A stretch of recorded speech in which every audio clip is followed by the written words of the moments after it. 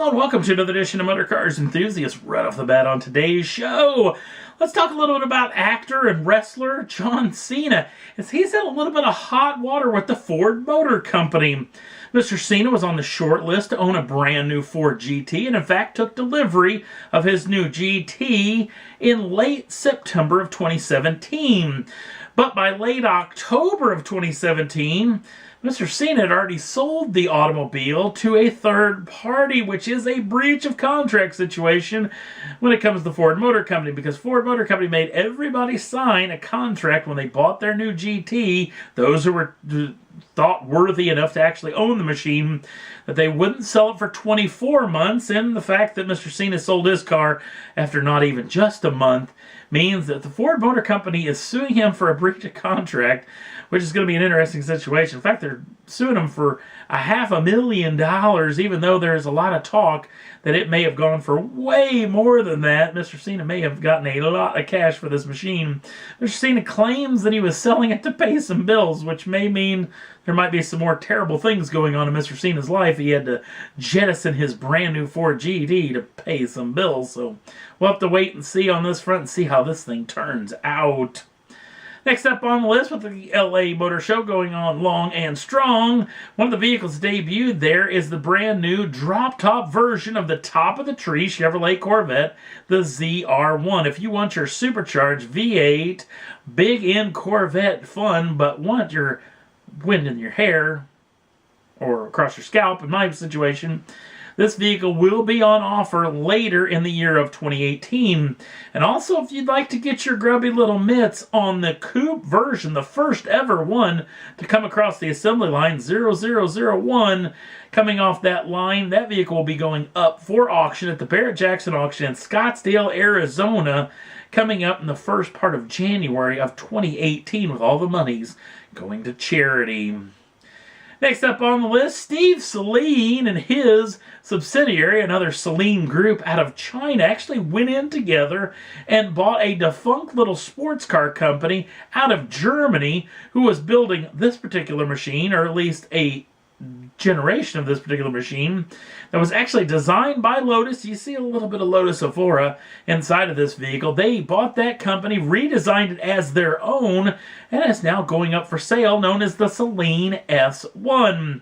This particular machine gets a mid-shift 2.5-liter inline turbocharged four-cylinder, making 450 horsepower and 350 pounds-feet of torque.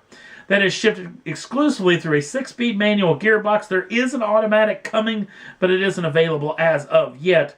0 to 60 comes in at 3.5 seconds with a top speed of 180 miles an hour, all thanks to this vehicle being pretty svelte as far as the weight's concerned, weighing only 2,685 pounds, which is super lightweight for a modern-day machine. 1,500 of these vehicles are going to be built for the world. The first go-round of them are going to be built in California at Saleen's group.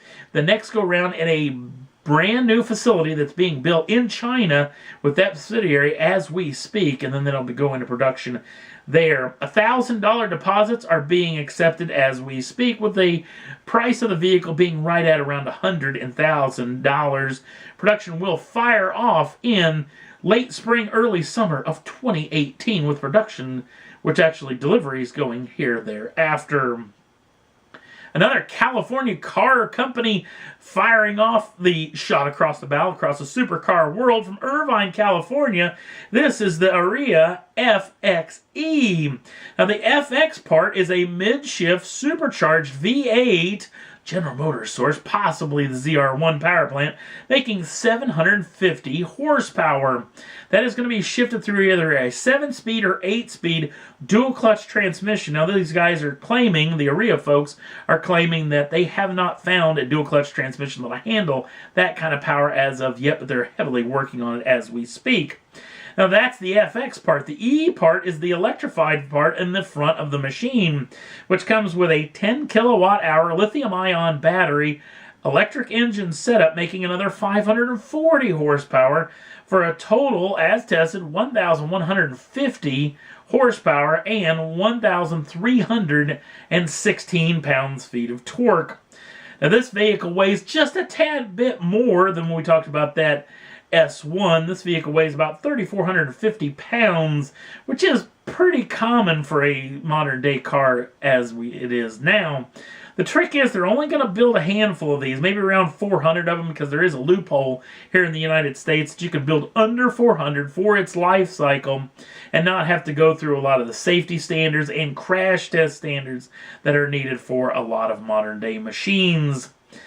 Production is supposed to fire up in 2019, and this vehicle is going to cost a little bit north of $1 million. And we'll have a whole lot more about this machine, hoping coming up very, very soon.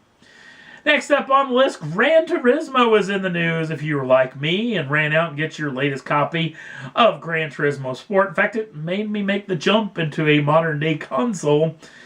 But a lot of fans all over the old interwebs and all over the planet have been very upset with the new Gran Turismo Sport.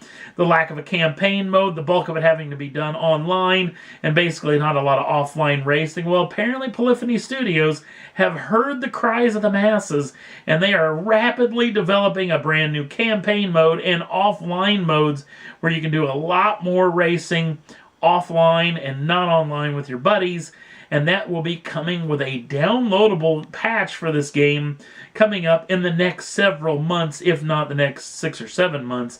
They have yet to release a timetable for when this will actually take place. So, if you bought GT Sport and you're very upset about it, like I've read a ton about on the old interwebs, don't worry. They've got your back. They're going to come back and try to fix this game. The beauty of downloadable content.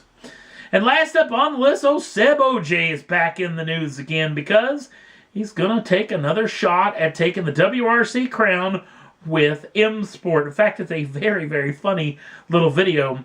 MSport was having a big year-end party, had a bunch of people up on the stage like Malcolm Wilson, the whole co-drivers and driver lineup, including Oyt Tanek and Elvin Evans, and the champ, Sebastian Ogier. Ogier had the mic thanking the big MSport group, leaned down the line to stare at Malcolm Wilson, said, "You know what, Malcolm? If you've got a contract, I'm ready to sign it."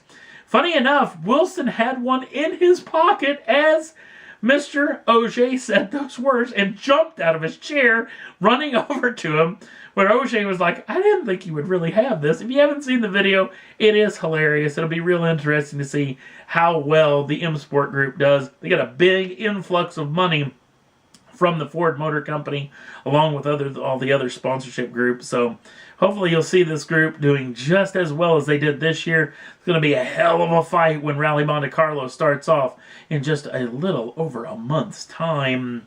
And that's all there was that I thought was worth talking about for this edition of Motor Cars Enthusiasts. Don't forget to like us over on the Facebook page. Links down in the show notes.